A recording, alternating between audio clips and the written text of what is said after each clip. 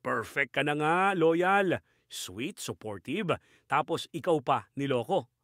Kung ikaw si Meiko Montefalco, anong mararamdaman mo? Pero teka, bakit nga ba may mga taong nagagawa pa ding mambabae kahit nasa kanila na ang lahat? Loyalty ba talaga ang issue? Or may mas malalim pa dyan? Halika at ating tingnan ang 5 rason kung bakit may nangangaliwa pa rin kahit maayos na ang asawa nila. Pero teka lang, abangan mo ang dulo. Baka hindi cheating ang totoong issue. Bago ang lahat, like and subscribe ka na para updated ka sa mga chismis at Pinoy contents na makaka-relate ka. Number 5. Boring daw ang peaceful. Some people grew up in chaos. Kaya kapag finally tahimik na ang buhay nila, hindi nila alam kung anong gagawin. Para sa ibang tao, pag masyado nang maayos ang relasyon, parang nawawala ang kilig. Hindi dahil may mali sa partner, kundi dahil hindi sila sanay sa tahimik. Ang hanap nila, roller coaster ng drama. At minsan, yung toxic ang mas exciting para sa kanila. Meiko, maayos, tahimik, maalaga. Pero si Patrick, hindi sanay sa kapayapaan, kaya naghahanap ng ingay kahit toxic pa yan. Number 4, validation junkie. Kahit sobrang mahal sila ng asawa, may mga tao pa rin nauuhaw sa external validation. Gusto pa rin nila marinig na gwapo ka, hot mo, pogi mo pa rin.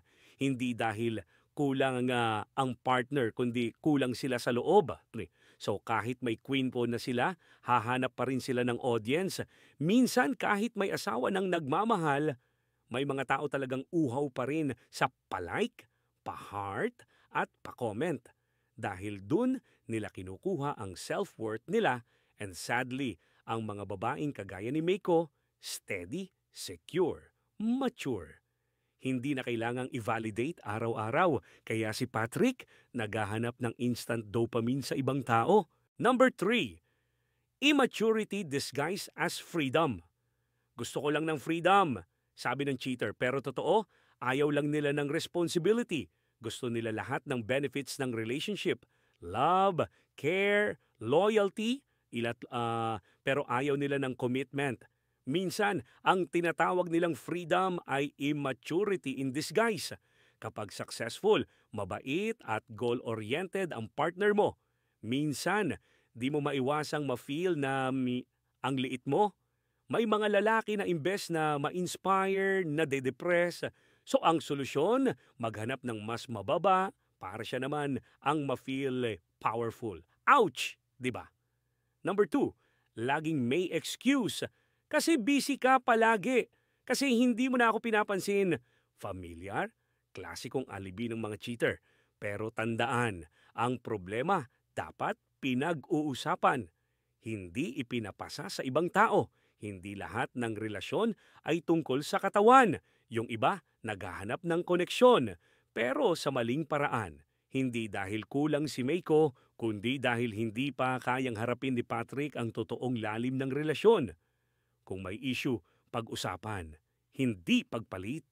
Number 1, dahil pinili niyang mambabae. Period. Walang childhood trauma, walang emotional immaturity, walang excuse. Minsan choice lang talaga. Kahit gaano ka pa kabait, kaganda at kaloyal, kung gusto ka pa ring lokohin, gagawin at gagawin niya yan. Ito ang pinakamasakit. Hindi lahat ng nagsasabing mahal ka marunong talagang magmahal. Kasi ang totoong pagmamahal, iniisip ang damdamin ng isa't isa. Pero ang selfish na tao, iniisip lang ang sarili nila. Kaya kahit ikaw na ang dream partner, hindi pa rin sila marunong umibig ng totoo. Kung gusto mong hindi masaktan sa relasyon, piliin mo yung taong marunong makontento, hindi yung naghahanap ng spark sa iba habang sinusunog ang pagmamahal mo. Matutong mahalin ang sarili mo ng buo dahil kung ikaw mismo hindi mo makita ang halaga mo, paano siya mahuhulog sa'yo? Pero teka, totoo nga ba ang hiwalayan? Totoo bang may cheating? O isa lang itong scripted na pakulo para sumabog ang views, likes at shares? Kayo na ang humusga. Pero isa lang ang sigurado, ang tunay na relasyon, hindi nasusukat sa mga balita, kundi sa mga ginawa kapag walang nakakakita. Kung nagustuhan mo tong listahan na to, huwag kalimutang mag-like, mag-subscribe at i-share to sa tropa mong Feeling Meiko. Abangan ang susunod na tsismis na may laman. Ito ang Bidang Tsismosa.